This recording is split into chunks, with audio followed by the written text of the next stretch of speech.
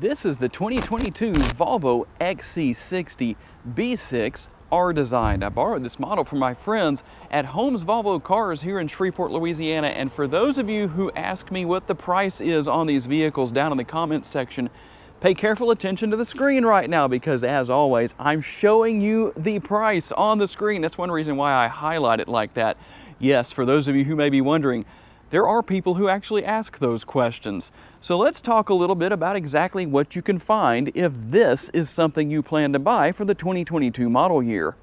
The Volvo XC60 has an elegant interior and exterior design, spacious second row seating, many standard safety tech features, and is available as a plug-in hybrid. For 2022, there are some changes, and here is what they are. The T5 and T6 powertrains have replaced the B5 and B6 powertrains. These are mild hybrid powertrains, by the way. You will also notice a refreshed front end with new styling, and in the interior, good news. The new Google-based infotainment system is very easy to use and very useful in a multitude of ways. And as mentioned, this is the B6 powertrain. Under the hood, it's a 2-liter 4-cylinder that is turbocharged and e-charged.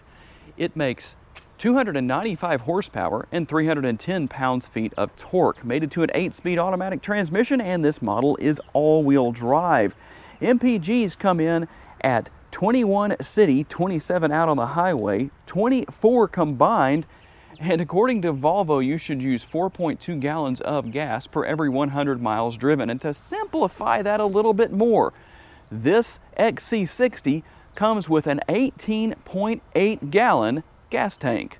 And if you're wondering what exactly the R-Design package adds, here are the Cliff's Notes version of those features. The R-Design front grille, the R-Design high-gloss black window trim and mirror caps, the sport-tailored steering wheel, R-Design leather gear shift knob, and R-Design pedals, the R-Design Napa leather seats that we talked about earlier, the 19-inch R-Design alloy wheels, the power front seats with lumbar and front seat memory, and the cushion extension for the front seats, the charcoal headliner heated front seats, 4-zone automatic climate control, interior high-level illumination, the tailored dashboard, the Harman Kardon Premium sound system, power folding rear head restraints, and front park assist. But that's not all. There's also the advanced package, and here's what that includes. Graphical heads-up display that is very nice, by the way. Pilot assist, driver assist system with adaptive cruise control, the 360-degree surround view camera, the 12-volt outlet in the cargo area, and the air quality with advanced air cleaner. If you'd like to know what the remote looks like for 2022, well, there's really no changes there, but as you can see, that's what it looks like. If you're new to the Volvo brand, you're going to find all of the buttons to control everything here on the side, and you do have the power folding side view mirrors with turn signal indicators built in. I know a lot of people like to ask about that. Now, something that I really like here, besides the elegant look of the rear tail lights, as you can see, everything you would expect to see here, the rear windshield wiper, the XC60 logo, and the B6 logo right there as well. But you'll notice a sticker right down here that tells you how to use the hands-free tailgate. Let's show you exactly how that works. To me, the easiest way to do this is to simply swipe your foot underneath like that, and there you go. It easily opens up. And so here's what you're going to find back here. Number one, you've got the 12-volt power outlet that I did mention earlier in the video. A little bit of storage right here with a net to kind of keep things in place depending on what you put in there. And then you have your cargo mat cover right here with the Volvo logo. We'll get that out of the way and you can maximize that. I'm going to do this on just one side, so we're going to put that down. Obviously you can lower both sides. You also have a pass-through right here that allows you to put whatever you want through there when you don't want to lower the seats, but there's nobody sitting in that middle row area. And additional points of interest in the rear cargo area. If you don't like the tire repair kit, good news, you have the spare tire here. That's good. All the tools you need to change that, everything easy to use. And you can mount the floor kind of up here. It just kind of sits in place. You just kind of push it up and it will actually hold itself in place between each side of the vehicle. or you can use the hook right here to keep that in place as well, and it will stay there. So you might have noticed a couple of interesting things here. First of all, let's talk about the 48-volt battery. That is going to be used to start the vehicle and basically run everything. That is a very important piece right there. You'll also notice the tanks right here. What exactly are those for? Well, let me do this. Let me put the floor back down and get that out of the way. Those are actually tanks for the air ride suspension, and here's one of the places where you control that. You can actually raise and lower the rear of the vehicle. I'll show you that happening in real time in some B-roll footage, but just so that you know what is there. It doesn't go up very high, but the good thing about it is that being that it doesn't go up real high, is that it doesn't take very long to raise the vehicle. And here in the rear seating area, this passenger side seat is pretty far back, but I still have enough room to really be quite comfortable. I can't quite stretch my legs out as much as I might want to, but obviously that could be changed. But just so you know, there's the leg space that you have. And like I said, you have the 4-zone climate control. Obviously, you can control things back here in the rear seating area. You can see right there, there's your digital display to do that. And you also have 2 USB ports down here in this area of the vehicle. There should be 3 is what I'm thinking, because you have seating for 3 people back here, so there's only 2. Maybe you could buy an adapter that has an extra in it and then you could make it 3, but just something that I notice. And you do have the fold down armrest. You might say, uh-oh, there's no cup holders there. There's no cup holders in the rear seat area. Actually, there are. They're just right there. All you have to do is just push in on this area right here and the cup holders reveal themselves. And as we step into the interior in the front seat, just show you a couple of highlights here.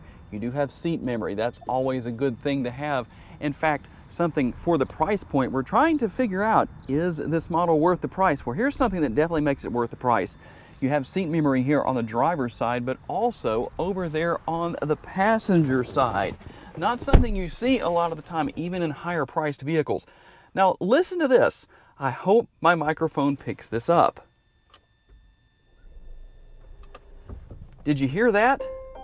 You didn't actually hear a starter, so kind of an interesting thing.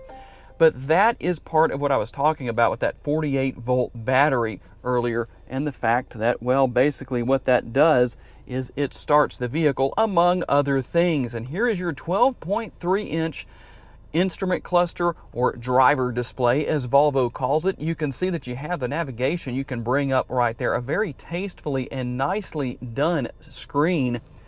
And something else that definitely at this price point you would expect to see, you've got a turn signal lever right there. And if you're wondering, what is a turn signal lever? Maybe you've never been able to afford that before. You can control the headlights and all that functionality of the lighting on the exterior of the vehicle there too. But here's what's interesting. Watch this. When I push it into the up position, you see that green arrow up there on the instrument cluster? Well, that's pretty cool. Then you push it to the down position and it comes on the left-hand side. That is called a blinker lever. So what happens when you're turning to the left or changing lanes to the left, you push it into the down position. And the same thing when you're doing those things to the right. If your vehicle you've never been able to afford that on your vehicle before, well, now you know what it's for. Pretty cool, huh? And I can't really say anything sarcastic. There is the control for your windshield wipers, front and rear window wipers. You know, it's okay to laugh at this point in the video if you made it this far. And here are your steering wheel mounted controls, and something that, well, a lot of people don't like, the infotainment screen here, that personally I don't think is that difficult to use.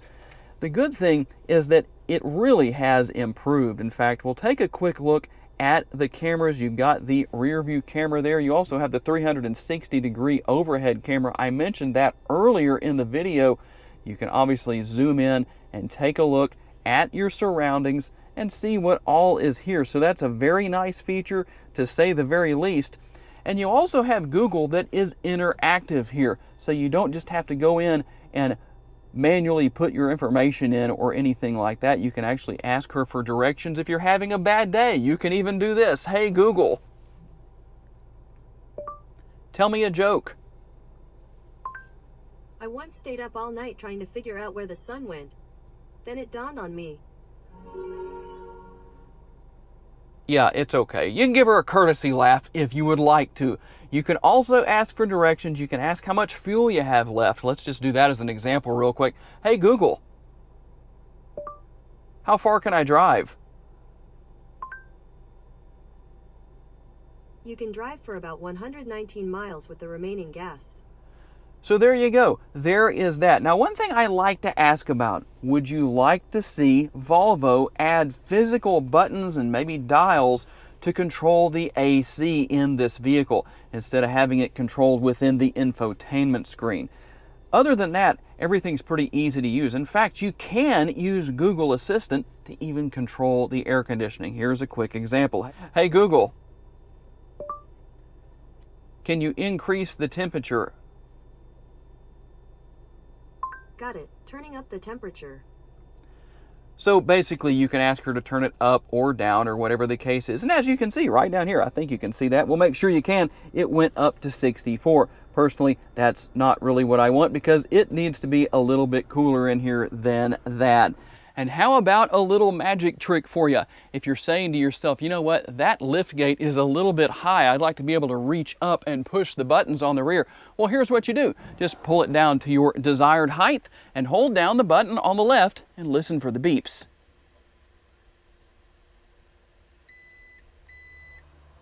Okay, so now I'm going to close that, and to save time, I'm going to immediately reopen it. And what's going to happen? It's going to open up to the height where I set it. And as we get out on the road for the test drive, you know, a lot of people in some of the other reviews I read and my research said that this model is not very exciting to drive. Well, maybe for some people it's not. It's not that it's meant to have an excitement level like some kind of a super SUV or high performance SUV or anything like that. But I tell you what, when you drop the hammer, even though there's a slight delay before it actually drops a gear and gets up and running, but it does get down the road with absolutely no trouble. And as is typical with a lot of turbocharged engines, the best thing you can do is ease into the pedal and you'll get better acceleration that way. But overall, a very nice vehicle to drive. The steering wheel is comfortable. The driving aids are not overly sensitive. And one thing that is interesting with autopilot is you're supposed to keep both hands on the steering wheel and look through the windshield the whole time. So in a way, it kind of doesn't really seem like autopilot at all, but it is what it is. That's what you're supposed to do. But you can actually get away with just kind of doing that, you know, but you do probably want to keep your eyes on the road. But a very comfortable seating environment. The seats are comfortable, fully adjustable. You've got the extension for your thighs down there if you want to use that. For some people that might be comfortable, for some people it might not, but overall the driving experience is good. The gas pedal, if I can keep from stuttering there, somebody said I need to put bloopers in my videos. Well, there you go, there's a blooper, we'll just leave that in there. The gas pedal is very responsive to the touch of your foot, and I like the fact that the brake pedal is well balanced. I drive a vehicle that has fairly aggressive brakes. My daily driver has fairly aggressive brakes. This one was not hard to get used to. A lot of the time when you drive a vehicle with aggressive brakes, well, it tends to be very difficult to adjust to a more soft pedal or one that's well balanced, as I say this one is. Everything's easy to get to, easy to use here, and Google Assistant can help you with a lot. So tell me down in the comments, based on information presented, do you believe this 2022 Volvo XC60 is worth the price? Tell me why you answered the way you did, why you said yes or why you said no.